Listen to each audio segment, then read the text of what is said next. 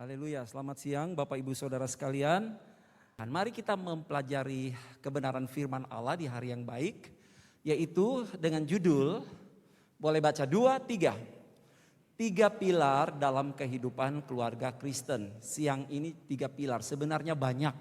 Kalau saudara mau menemukan begitu banyak harta warisan dalam Alkitab, saudara akan menemukan banyak kiat-kiat petunjuk bagaimana untuk kita mengalami keajaiban Tuhan. Tapi dalam waktu yang singkat, 3 pilar dalam kehidupan keluarga Kristen. Baik, saudara sekalian, ketika kita bicara mengenai 3 pilar, maka kita akan mengawali dengan sebuah ayat di dalam 2 Samuel 6 ayat 11.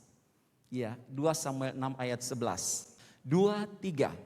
3 bulan lamanya tabut Tuhan itu tinggal di rumah Obed-Edom, orang Gad itu, dan Tuhan memberkati Obed-Edom dan seisi rumahnya. Obed-Edom diberkati karena tabut Tuhan tinggal bersama keluarganya. Dengan kata lain, tabut Tuhan menemukan tempat tinggal yang menyenangkan. Tuhan, firman Allah berkata bahwa roh Allah itu tinggal di dalam hati kita. Tinggal di dalam hidup kita. Allah mencari tempat hari-hari ini untuk tinggal di tengah-tengah keluarga. Keluarga Kristen, orang-orang percaya, saudara dan saya. Menjadi pertanyaan, jujur ya, jujur. Kira-kira rumah kita itu menjadi tempat yang menyenangkan tidak sih bagi Tuhan? Kita jujur aja saudara-saudara. Kalau di depan Tuhan kan kita nggak bisa bersandiwara, pendeta sekalipun. Kira-kira Tuhan nyaman gak sih tinggal di tengah-tengah keluarga saya? Obed-Edom 3 bulan. Hanya 3 bulan dan keluarganya, pekerjaannya, semua yang ada pada dia diberkati. Entah itu ternaknya, entah itu mungkin dia bertanam, perkebunan, pertaniannya. Anaknya, usahanya, bisnisnya. Semua yang ada padanya, seisi rumah diberkati. Karena apa? Karena tabut Tuhan tinggal bersama keluarga Obed-Edom. Sekali lagi tabut Tuhan menemukan tempat yang menyenangkan. Tabut ini berisi mana, tongkat Harun yang berbunga dan 2 keping hukum Taurat. Ini bicara kehadiran Tuhan saudara sekalian. Nah mari ketika kita melihat judul tadi 3 pilar. Mari kita lihat slide berikutnya. Ada 3 pilar dalam kehidupan keluarga Kristen yang merupakan kehendak Tuhan bagi setiap keluarga kita. Sekali lagi 3 pilar ini kehendak Tuhan. Satu aja gak ada, ambruk itu rumah. Saudara sekalian, yang pertama semoga kelihatan ya. Saya tulis yaitu menyembah atau penyembahan. Kemudian yang kedua di tengah itu firman Tuhan. Artinya hidup dalam kebenaran firman. Firman itu dihidupkan. Firman itu jadi rule, firman itu jadi aturan dalam rumah tangga gitu kira-kira saudara. Kita ini kan latar belakang suku berbeda. Aturan-aturan berbeda, tapi ketika menjadi orang Kristen, maka di tengah-tengah keluarga kita firman Allah harus menjadi aturan yang utama. Yang ketiga yaitu melayani. Ini 3 pilar dalam keluarga Kristen. Baik saudara-saudara, mari kita lihat yang pertama, keluarga yang menyembah. Keluarga yang apa? Menyembah. Saya sudah tahu itu Pak Pendeta. Kita semua tahu. Tapi bukan sekedar tahu. Saya percaya bahwa Tuhan hari-hari ini sedang membenahi kehidupan gerejanya, tubuh Kristus dimulai dari unit terkecil yaitu keluarga. Dan gereja itu dibangun dari tiap orang itu membentuk keluarga. Kalau keluarga kuat, gereja kuat. Nah mari dimulai dari pertama tiang pilar pertama, keluarga yang menyembah. 1 Tawarik 15 ayat 18 sampai 21 nanti saudara bisa buka ayat-ayat itu. Tapi saya mencatat, saya meringkas di situ bahwa Obed-Edom dari seorang penunggu pintu gerbang, kemudian dia menjadi seorang pemuji dan penyembah. Saya membaca di situ bahwa dia memainkan kecapi dengan nada rendah, artinya bass. Jadi saudara-saudara, dia seorang pemuji dan penyembah. Ada banyak tafsiran mengenai Obed Edom ini.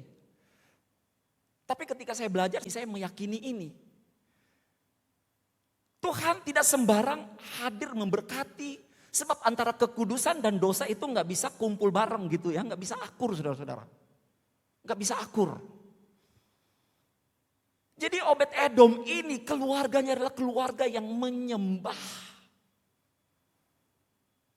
Dan ketika penyembahan itu dinaikkan, Tuhan temukan dalam satu keluarga, itu tempat paling nyaman saudara-saudara. Bukan rumah lantai 2, rumah lantai 3 yang perabot mebelnya mewah. Bukan itu. Tuhan punya semua, uang rumahnya Tuhan lantainya dari emas saudara-saudara. Tapi Tuhan cari hati yang menyembah. Ini yang Tuhan taruh dalam Adam dan Hawa. Fellowship yang begitu intim, setiap hari firman Allah berkata, kalau kita baca Kejadian 1 dipakai frasa, dipakai perkataan bahwa ketika hari sejuk Tuhan berjalan-jalan. Artinya penuh dengan damai sejahtera. Satu ikatan yang tidak bisa dilepas. Gak bisa dilepas. Tapi iblis mau mencuri penyembahan.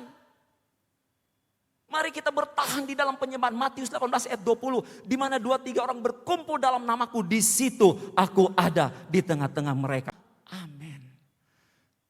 Nampaknya kita harus memperbaiki kembali mezbah doa kita. Kita lihat slide berikutnya. Ayub, orang terkaya, dia biasa membangun mezbah doa, saudara-saudara. Ayub. Ayub 1 ayat 4, anak-anaknya lelaki biasa mengadakan pesta di rumah mereka. Menurut giliran ketiga saudara perempuan mereka diundang makan minum selanjutnya. Ayat 5, setiap kali apabila hari-hari pesta telah berlalu, Ayub memanggil mereka, menguduskan mereka. Keesokan harinya pagi-pagi bangunlah Ayub mempersembahkan korban bakaran sebanyak jumlah mereka sekalian. Dan selanjutnya betapa ketatnya Ayub membentengi keluarganya di dalam doa. Dikatakan bahwa mereka diundang. Ayat 5 memanggil mereka, Ayub memanggil mereka, menguduskan mereka. Artinya ada mezbah penyembahan. Gimana kita papa-papa ini ya, papa-papa ini. Suami-suami ini loh saudara-saudara. Udah gak kita panggil anak-anak kita berdoa. Jujur kadang-kadang hari ini doa, besok enggak kan. Ini kita gak bisa main-main. Kita baca firman Allah berkata, ini dalam masa penantian akhir zaman sebelum Yesus kembali, ada pemurnian. Baca di kitab Wahyu ketika Materai 4 dibuka, itu ada penyakit macam-macam saudara-saudara. Tuhan izinkan itu menjadi alat seperti apa ya, penampi gitu, nyiru untuk menampi kita. Jadi 3 pilar, pilar yang pertama penyembahan itu harus ada. Iblis rampas penyembahan. Lucifer mau supaya manusia tidak menyembah Tuhan. Tapi Lucifer mau supaya dia yang disembahkan seperti itu. Sehingga akhirnya Tuhan usir, dicampakkan dia dari sorga malaikat itu. Dan dia yang menjadi iblis. Iblis berusaha untuk merampas penyembahan. Betapa ketat Ayub membentengi keluarganya di dalam doa. Mari kita ibu-ibu juga, mama-mama yang ada. Yang calon mama, calon papa yang mau menikah gitu. Mari kita harus tahu prinsip ini. Pilar yang pertama, aku akan menjadi seorang penyembah. Aku akan membawa keluargaku untuk menjadi penyembah Tuhan. Mezbah keluarga itu sudah dihancurkan oleh iblis saudara-saudara. Jujur aja apalagi dengan adanya gadget ya. Anak-anak dari pagi sampai malam tuh gadget, kerja tugas saudara-saudara. Dan iblis tuh pakai segala peluang. Kita sebagai orang tua kita berdoa, Tuhan tolong. Agar keluargaku tidak kehilangan penyembahan kepadamu. Abraham, saudara ingat Abraham? Abraham ini juga dipanggil Tuhan untuk diberkati. Slide berikutnya, Abraham ini membangun mezbah. Dia biasa bangun mezbah doa bersama keluarga. Setelah dia dipanggil oleh Tuhan, Abraham selalu membangun mezbah.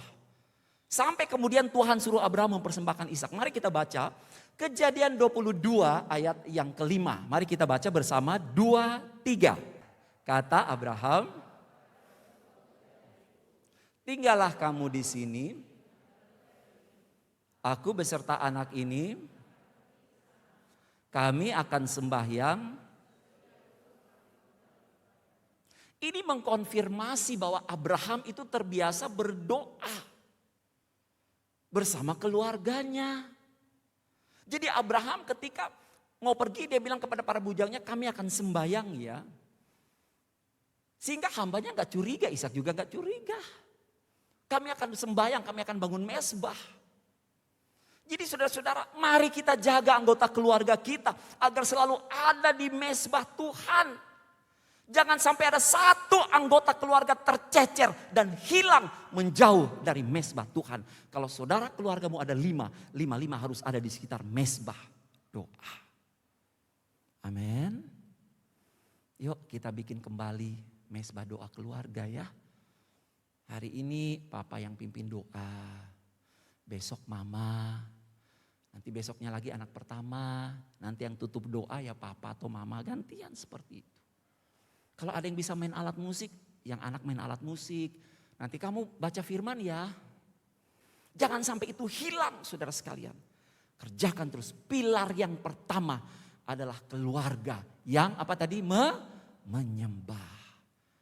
Dan ketika tabut ada di dalam rumah Obed-Edom, wow, Tuhan menemukan tempat yang nyaman. Saya percaya Tuhan sedang mencari, mengejar keluarga-keluarga. Dia ingin tinggal di tengah-tengah kita. Dia ingin memberi yang terbaik, memberkati setiap kita. Amin. Saudara sekalian, kalau kita lihat yang kedua, pilar yang kedua, mari kita baca 2, 3. Keluarga yang hidup dalam firman Allah. Ketaatan Obed-Edom adalah gerbang berkat. Obed-Edom seorang yang taat. Ini ceritanya kenapa sampai tabut itu bisa sampai di rumah Obed-Edom itu ada ceritanya saudara-saudara. Si Daud ini mau bawa ke Yerusalem. Tapi di tengah jalan si Uza dia pegang tabut yang hampir jatuh begitu ya.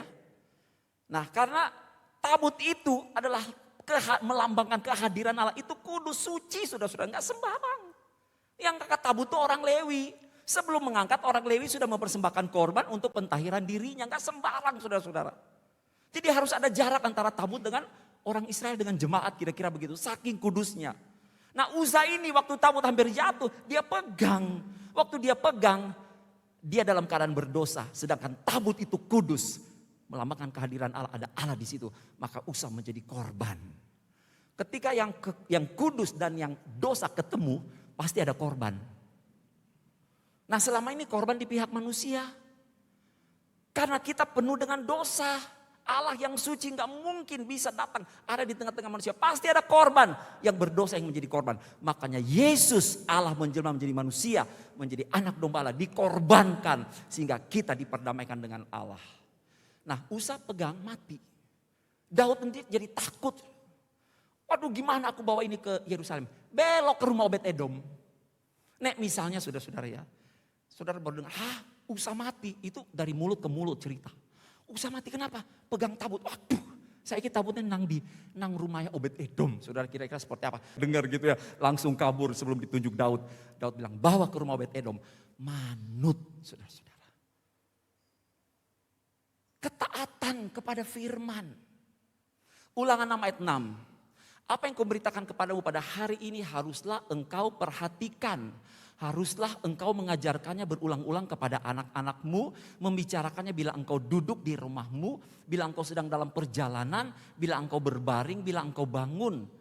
Bahkan tidak cukup mengajar. Musa perintahkan umat Allah untuk ayat 8. Harus mengikat sebagai tanda pada tangan dan menjadi lambang di dahimu. Dan haruslah engkau menuliskannya pada tiang pintu rumahmu dan pada pintu gerbangmu. Ada Shema. Shema itu pengakuan mengenai keesaan Allah. Dan itu orang Israel harus tulis itu saudara-saudara. Oh Allahmu Allah yang esa. Beribadahlah kepada Allah yang esa. Jadi saudara sekalian, saya melihat di satu video mengenai seorang yang dia suka berjalan-jalan di Israel di YouTube saudara-saudara. Dari suatu tempat dia nggak ngomong, dia cuma jalan. Dia masuk di perkampungan rumahnya orang Israel. Itu di depan di pagar itu ada tulisan saudara-saudara. Itu Shema ditulis di situ. Dan ini berasal dari Taurat, dari ulangan ini. Jadi bagaimana keluarga itu hidup dalam firman. Allah mengajar keluarga, memerintahkan untuk ajar pada anak-anakmu. Kegiatan utama dalam keluarga adalah mengajar dan diajar firman. Tidak ada pertumbuhan rohani tanpa mengkonsumsi firman. Gak mungkin saudara-saudara, gak mungkin. Kalau saudara bilang Tuhan tahun ini saya mau jadi baik. Konsumsi firman Allah, taati firman Allah. Gak ada metode, gak ada rumus lain. Saudara sekalian, ada nenek-nenek yang menceritakan kisah dalam Alkitab setiap hari pada cucu. Itu bagus. Dulu anaknya masih kecil, dia ngajarin anaknya. Anaknya udah punya anak, dia ngajarin cucunya. Ntar cucunya punya anak lagi, apa itu? Cucu, cicit, cece gitu ya, segala macam. Itu bagus, itu warisan rohani. Jadi untuk memiliki ketaatan kepada firman, mari miliki warisan rohani. 2 Timotius 1 ayat 5 dalam slide berikutnya. 2 Timotius 1 ayat 5.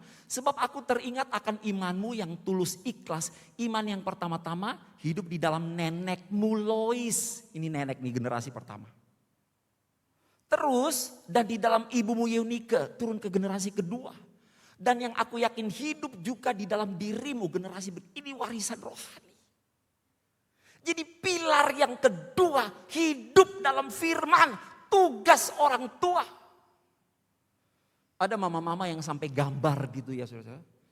Gambar, wes pokoknya sembarang kali bisa gambar, ditulisin ayat, ditempelin di samping lemari belajarnya anak, di meja belajarnya anak. Bagus sekali saudara-saudara. Ada juga yang melukis, dituliskan ayatnya di situ. Ada yang menggantung lukisan-lukisan atau orang tua yang memutar khotbah lagu-lagu rohani lewat kaset. Ada orang tua yang membacakan cerita-cerita Alkitab, buku bergambar. Ini warisan rohani. Ini orang tua yang sedang membangun pilar kedua, yaitu hidup dalam firman Allah. Membawa anak-anaknya hidup dalam firman, dikuasai oleh firman. Keluarga yang seperti ini pasti keluarga yang menyenangkan hati Tuhan. Belum terlambat untuk kita memulai. Belum terlambat. Mari benahi kehidupan kita. Pilar yang kedua yaitu pilar hidup dalam ketaatan akan firman Allah. Penghalang firman bertumbuh itu ada saudara-saudara. Kalau dalam slide berikutnya, penghalang firman Allah bertumbuh dalam keluarga, orang tua tuh tidak punya pengetahuan firman Allah. Anaknya dikirim les ini, les itu, les ini, les itu. Tapi pemahaman firman gak ada saudara-saudara. Kalau ngomong bisnis, wes nomor 1. Tapi kalau bicara firman, kurang. Yang kedua, firman Allah gak bertumbuh karena perbedaan iman. Nah ini, hati-hati. Ya Bapak Pendeta ngomong gampang, tapi kalau udah cinta, waduh ya, nek wis jeblok cinto gitu. Itu gimana tuh ya? Saudara-saudara, perbedaan iman menyebabkan iman firman Allah tidak bertumbuh dalam keluarga. Anak-anak kan bingung kan. Yang mamanya ke sini, papanya ke sini. Mana sih mau orang tua yang mau anaknya ikut ke sana? Tentu orang tua mau, aku yakin ini pengajaranku ini masuk surga. Anakku harus ikut ini. Tapi yang satu bilang enggak, masuk surga seperti ini keyakinanku. Lah gimana coba saudara pikir? Apa yang akan saudara katakan di hadapan Tuhan ketika kita diminta mempertanggungjawabkan? Sebab Maleakhi berkata Tuhan mencari keturunan ilahi. Obed Edom, dia bawa anak-anaknya untuk bertumbuh dalam firman. Mari kita lakukan itu. Yang bagi muda-muda, cari yang seiman ya. Tidak ada toleransi, tidak ada kompromi. Saudara mau menyenangkan Tuhan atau tidak? Itu saja. Dalam semua yang saudara kerjakan, tolak ukur yang paling akhir, ini menyenangkan Tuhan atau enggak. Kalau enggak, stop. Yang ketiga, penghalang firman, adanya tradisi. Nah ini dia. Setiap suku punya tradisi ya. Masih enggak kita lakukan itu? Ini semua menduka citakan hati Allah. Mari saudara sekalian, firman Allah mau bertumbuh dalam hidup kita. Kita mau taat melakukan firman. Matius 6 ayat 33. Cari dulu kerajaan Allah dan kebenarannya. Kebenaran itu firman. Semua ditambahkan kepadamu. Jangan heran Obed Edom diberkati. Kita nggak bisa cemburu sama orang lain kalau orang lain diberkati. Yang bisa kita lakukan, apa yang Tuhan ajarkan, lakukan itu.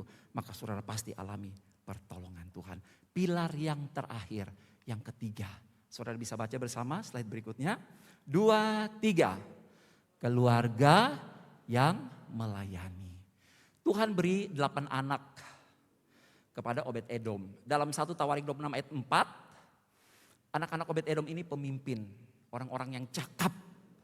Judul perikop itu adalah orang-orang yang menjaga pintu gerbang. Wow, luar biasa, mereka melayani Tuhan. Mari kita ambil keputusan layani Tuhan. Saudara bisa lakukan apa? Setiap orang selama ada hidup, ada nafas, detak jantung masih ada. Itu kesempatan untuk melayani Tuhan. Putuskan, aku bersama keluargaku, kami akan melayani Tuhan. Dalam Yosua, itu maaf bukan satu tawarik ya. Yosua 24 ayat 15. Mari kita baca ayat di bawah. Semoga enggak ketutup ya. 2, 3. Tetapi jika kamu anggap tidak baik untuk beribadah kepada Tuhan, pilihlah pada hari ini kepada siapa kamu akan beribadah. Allah yang kepadanya nenek moyangmu beribadah di seberang sungai Efrat, atau Allah orang Amor yang negerinya kamu diami ini. Tetapi aku dan seisi rumahku, kami akan beribadah kepada Tuhan. Amin, saudara-saudara. Amin. Amin. Orang tua, jangan sampai ada satu anak kita pun yang terhilang. Jaga mereka.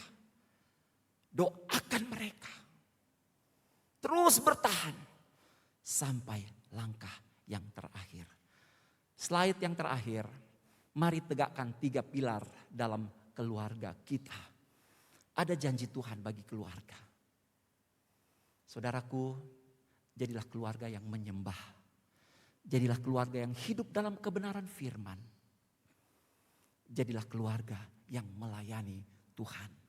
Tentu ada tantangan. Sebab iblis tidak mau keluarga saudara punya masa depan yang diberkati. Iblis tidak mau, tentu ada tantangan. Tapi maju terus. Mari sama-sama bangkit berdiri. Kita baca ayat terakhir sebelum kita akan masuk di dalam doa. Mari kita baca Mazmur 37, saudara saya ajak bangkit berdiri. Mazmur 37 ayat 25. Puji Tuhan. Dalam hitungan yang ketiga, 2, 3. Dahulu aku muda, sekarang telah menjadi tua. Tetapi tidak pernah kulihat orang benar ditinggalkan atau anak cucunya meminta-minta roti. Kita katakan amin. Puji Tuhan. Mari nyanyikan pujian berikut ini. Haleluya. Menjadi komitmen bersama keluarga kita melayani Tuhan. Kami datang di hadirat-Mu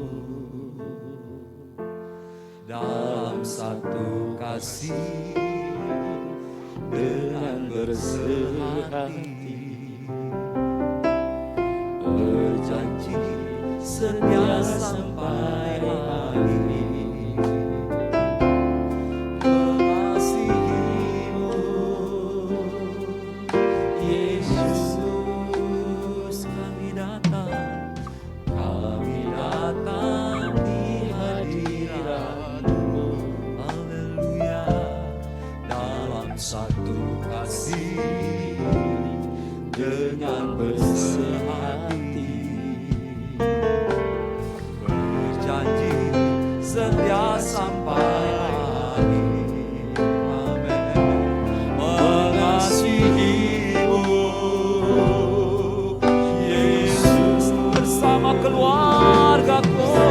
Bersama keluargaku melayani Tuhan. Amin. Bersatu selamanya mengasihi Engkau. Tiada yang dapat melebihi kasih-Mu ya Tuhan.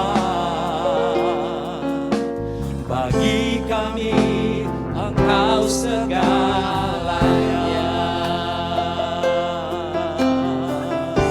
Dengan penyembahan kami datang di hadirat. Ini kerinduan kami Tuhan. Mari keluarga bersama-sama mengangkat hati kepada Tuhan. Berjanji setia sampai kekuatan kasih-Nya Yesus.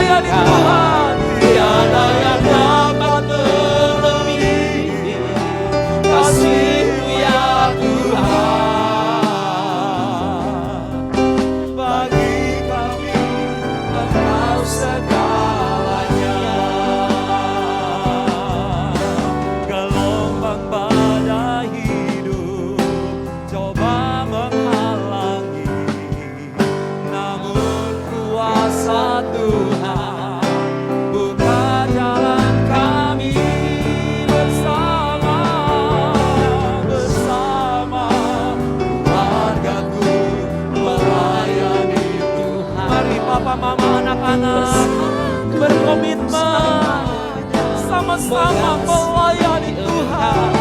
Tuhan baik saudara, Dia akan menyatakan mujizat. Oh, haleluya. Bagi kami Engkau segalanya. Mari sembah haleluya. Terima kasih buat firman-Mu. Ini bencana hidup kami. Kami mau menyembah melayani Tuhan. Isi kami dengan firman-Mu. Haleluya. Mari jemaat Hebron, mari jemaat Hebron bangkit melayani Tuhan. Haleluya. Tuhan tidak tinggalkan orang-orang yang setia. Tuhan pasti bela keluarga yang mencintai Dia. Haleluya. Yesus.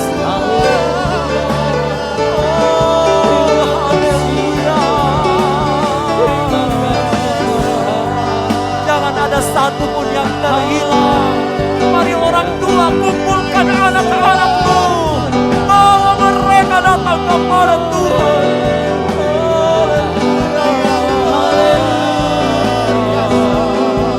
Yesus.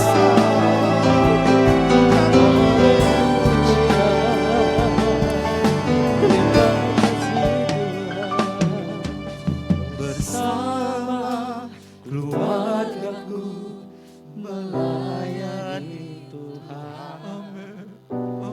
Bersatu Tuhan senang selamanya mengasihi Engkau. Tiada yang dapat melebihi kasih-Mu ya Tuhan. Bagi kami Engkau segalanya. Bersama keluarga melayani Tuhan. Bersatu selamanya mengasihi Tuhan. Tiada yang dapat melebihi kasih-Mu ya Tuhan. Bagi kami Engkau segalanya. Bagi kami Engkau segalanya. Bagi kami Engkau segalanya.